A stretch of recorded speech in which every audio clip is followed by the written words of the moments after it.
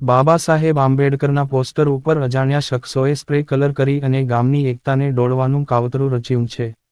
બનાસકાંઠા જિલ્લાના પાલનપુર તાલુકાના ધાંધા ગામે રામદેવપીર મંદિર જોડે ટાંકાની પાસે આવેલ એક જગ્યા ઉપર બાબા સાહેબ આંબેડકરનું લોખંડનું પોસ્ટર લગાવેલું હતું. ગઈ રાત્રે અજાણ્યા શખ્સો દ્વારા એ પોસ્ટર ઉપર સ્પ્રે કલરથી બ્લેક કલર કરી દેવામાં આવ્યો હતો, જેથી ધાંધા ગામના લોકોમાં ભારે રોષ જોવા મળ્યો હતો. ત્યાંના સ્થાનિક લોકોએ તાત્કાલિક પોલીસને ફોન કરી અને પોલીસને બોલાવી અને ત્યારબાદ ધાંધા ગામના અમુક લોકો દ્વારા જાણવા મળ્યું, અત્યારે અમારે કશું કરવું નથી, સાંજે 5 વાગે ચૂંટણી પતે એના પછી અમે મીટિંગ કરી અને આગળની કાર્યવાહી કરીશું. એ લોકોએ કાલ રાતનો બનાવ, હજુ સુધી એક્શન લેવામાં આવ્યું નહોતું. ગામ લોકો દ્વારા ત્યારબાદ પાલનપુરના નયનાબેન પરમાર દ્વારા પોસ્ટર ઉપરથી કપડું હટાવી અને પોસ્ટર ખુલ્લું કરી નિવેદન આપ્યું.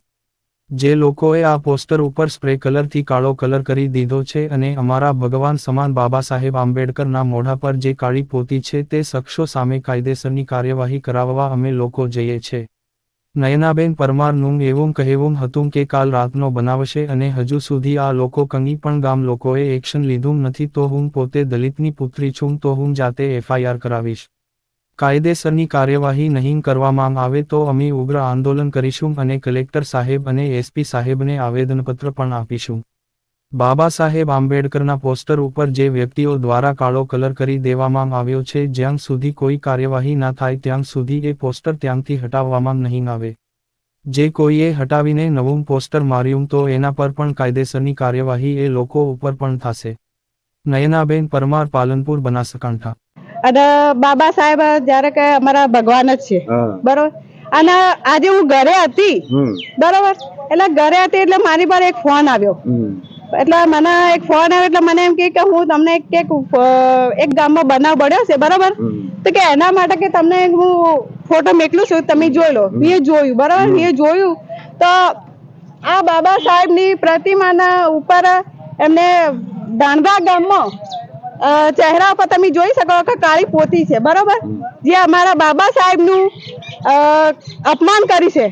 જ્યારે કે ગામવાળા અમને જાણ કરી, બરોબર, પણ અત્યારે તમે જોઈ શકો છો કે આ ગામવાળા બધા ભેગા થયા છે, બરાબર, પણ કોઈ ઇન્ટરવ્યુ આલવા તૈયાર નથી. પણ હું દલિત છું એટલા માટે હું આજે પોલીસ FIR કરાવવા જઉં છું તાલુકા, કે હું સહન નહીં કરી શકતી. મારા બાબા સાહેબનું અપમાન થાય એ મને બિલકુલ ગમે નહીં. એના લીધે જો મારે ઉગ્ર આંદોલન મતલબ કે ભૂખ હડતાલ પર બેસવું પડશે ને તો હું બેસીશ.